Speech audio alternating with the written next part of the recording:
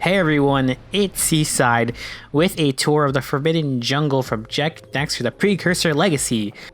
I've been on a real Jak and Daxter kick lately. I've actually been streaming it on TikTok, and it's been a hit with my community over there. Follow me over there, nudge nudge, wink wink, third Seaside, 3RD Seaside on TikTok. Anyway, shameless plug aside, I love this game. It's one of my childhood favorites that I honestly think holds up to this day. I just wanted to showcase one of my favorite levels from the game and show how cool it is.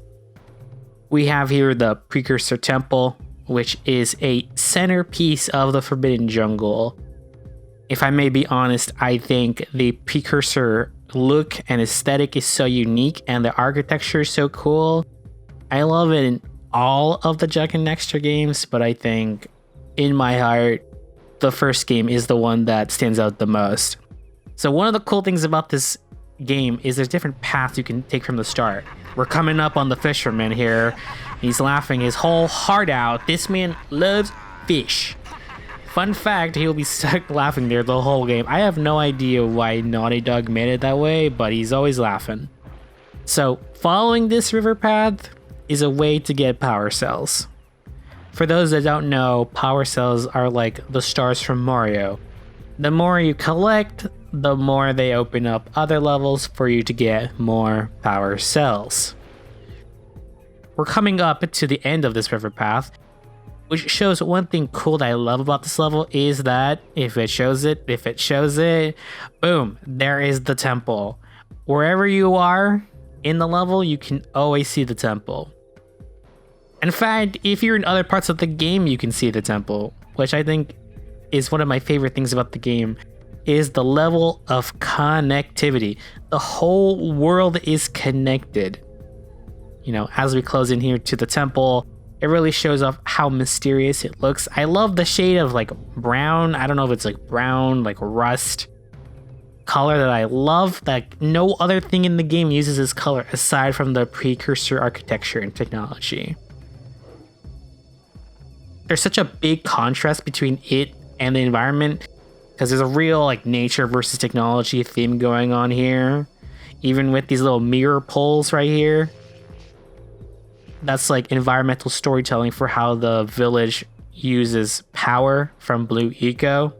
Anyways, speaking of Blue Eco, on the temple here, we have this ring thing. I don't know what you call it, but I think it's so cool.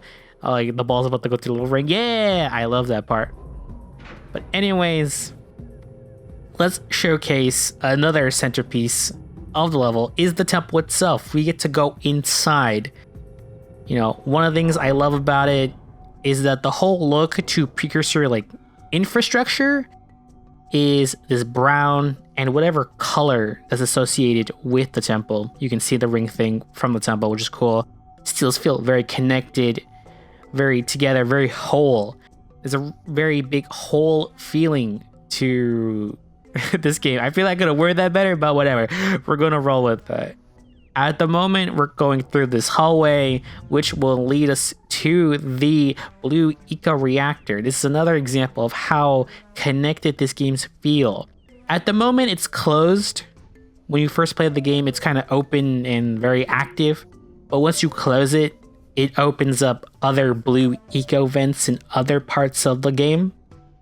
For those that are playing, when you go to Sentinel Beach, it opens up the Blue Eco vent there, which allows you to get a power cell that you couldn't get with no Blue Eco. Another part of the temple is it's the boss, the Dark Eco plant. It's currently dead.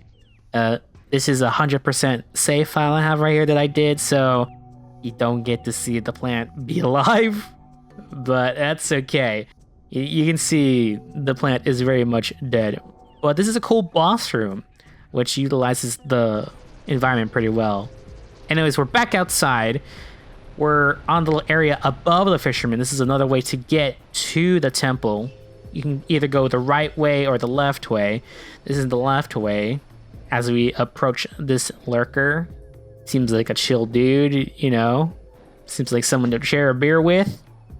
Anyways, we have these little columns here these precursor columns or drums. I'm not sure what you can call them, but they look columns to me. This section is actually connected to the temple itself.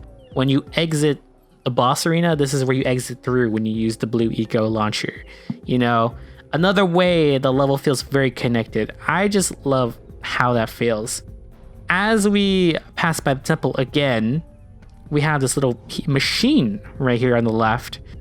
A little bit more environmental storytelling going on, where the lurkers are harnessing the blue eco from the temple, which is bad because the village, Sandover Village, from where we come from, uses the blue eco to power the village. I'm not sure what this machine necessarily does. I'm assuming it's like a blue eco harvester or a blue eco processor, but it's cool. You know, one of the missions is to redirect the blue eco beam back to the village, which, now that I think about it, kind of defeats the name of the Forbidden Jungle. If it's forbidden, why are they using it to power their village, you know? Oh well, I'm not going to dispute the naming of how Sandover Village treats its local areas.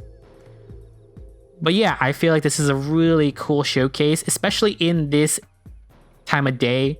Jak and Daxter 1 has a really awesome day and night cycle, which I think is so impressive for 2001, personally. I guess I really want to show off the ring, the ring better. I love that ring section of the precursor temple, apparently. Anyways, disregard that the level's not loading on the right side. I am using debug mode in Jak and Daxter to show up the free camera. But don't worry, the text on the left, I'm going to get rid of it for the next video because I learned how to get rid of it. Oh, we're coming up on where the blue eco beam ends, at the windmill, where we reach the end of the video. If you love this, if you liked it, I hope you liked it, please subscribe and like. Leave a comment on what you thought. Really appreciate this, guys. Take care.